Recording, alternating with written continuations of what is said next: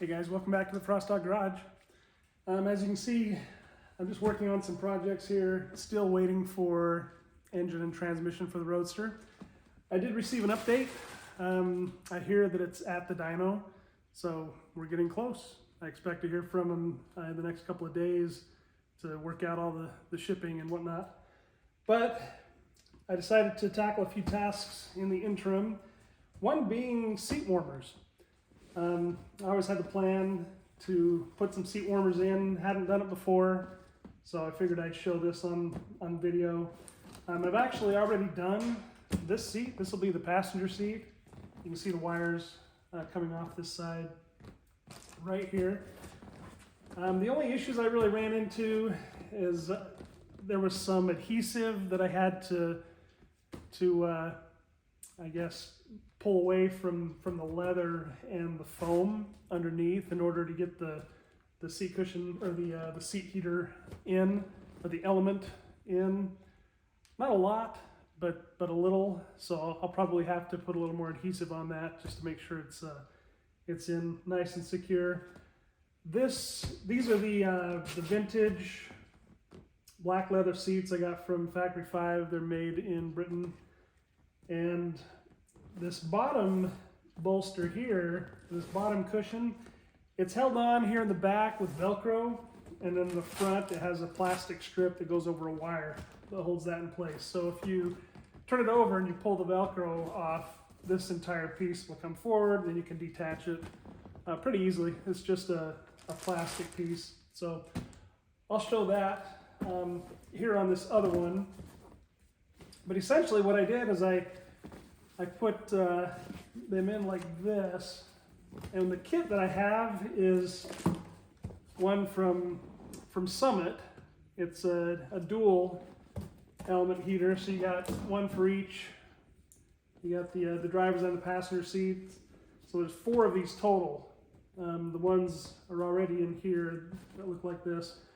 But you'll see they've got some adhesive here. You just pull off the plastic strip, it exposes the adhesive, and then you work it into position, trying not to have it grab onto the foam.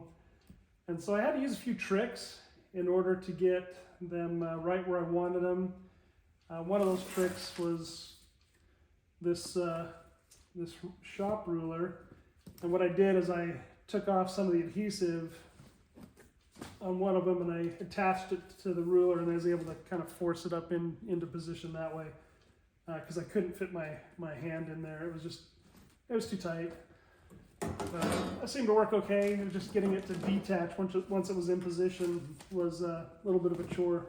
But this kit from Summit, it comes with a controller, and you've got just the button here, one for each seat, and each one has 3 positions which will light up an LED as you select them.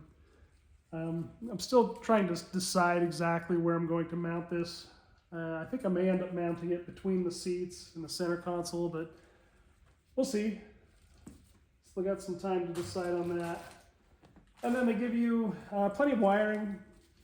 You got 4 attachment points here, 2 on each seat.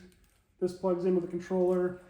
And then you've got a red wire here that also has an inline fuse. And the red goes to constant power. The black, of course, goes to ground. And the yellow goes to your accessory side, off the ignition. So I'll be working on that a little later, and I can show that in video also. But as far as the seats go, just turning one over, it's talking about the Velcro. It's just right here. It Velcros both the top portion and the bottom seat cushion together. So if you are able to get that Velcro to detach, then this just comes forward like this, and that then gives you access to undo or kind of pull on this, if I can get to it, this plastic piece down here. It goes over a rod, and that's what holds that in place. So you just have to work it back over the rod, and then it detaches. It's common on a lot of seat covers or cushions, just this piece here. So what I was talking about with the adhesive, right here, there's some. So I had to detach the adhesive from here, and then I fit the element down so it was on the back side of this. Not here, because it wouldn't really do any good. There's too much foam and insulation, but just right here underneath the leather. And then for the back portion, right here, it has a couple of these same plastic strips holding on. So you work this one off, it exposes another one. You work that one off, and then pull up a little bit to get the adhesive to detach, and then you're able to feed the element from the bottom up in there.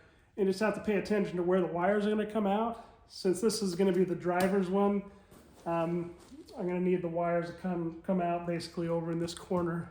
So I just have to check my orientation and everything when I'm putting those in there. But since it might take me a little while, so I'll probably take this video to time lapse and enjoy. I'll talk about it at the end.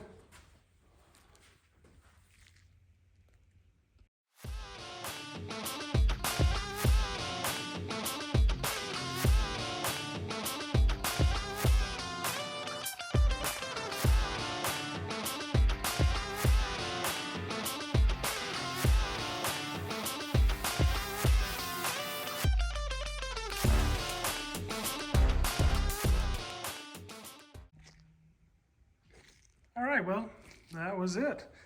That one was actually easier than the other one. Almost felt like I knew what I was doing. I was able to get both these wires to pass through right here at this corner. I don't know if it's going to be interfered with. I did get the seat track kit to be able to adjust the seat fore and aft, so we'll see if this will be compatible with that, or if I'll need to relocate these.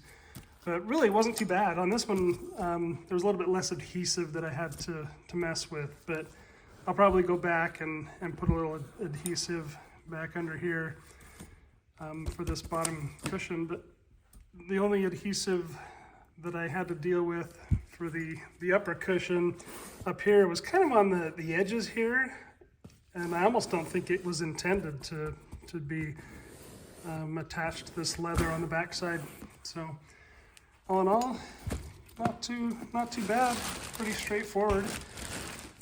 I don't know if now the easy part is done or what, but they're in there. I'm pretty happy with that.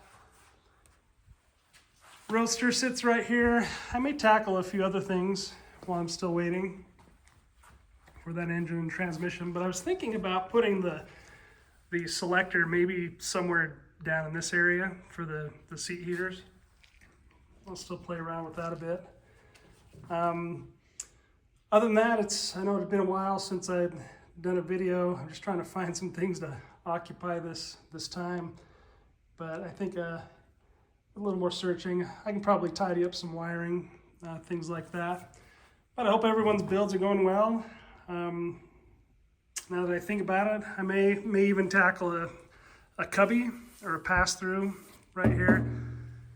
So I've seen some guys have done that. Jim out in North Carolina, he's done one that looks great. So I might tackle that. Be a good idea to have a place to stash some clothes or something. If you get too warm or too cold, be able to access it right there without having to get out and jump around to the trunk. But all in all, making a little bit of progress, or what progress I can. So I hope everyone is enjoying their builds. If this helps someone out for these seat heaters, I'll be able to detail more once it's all installed and I get the wiring ran and whatnot. But if it helps you out, think about like, share, and subscribe, and enjoying your videos as well. You guys take it easy. We'll catch you next time.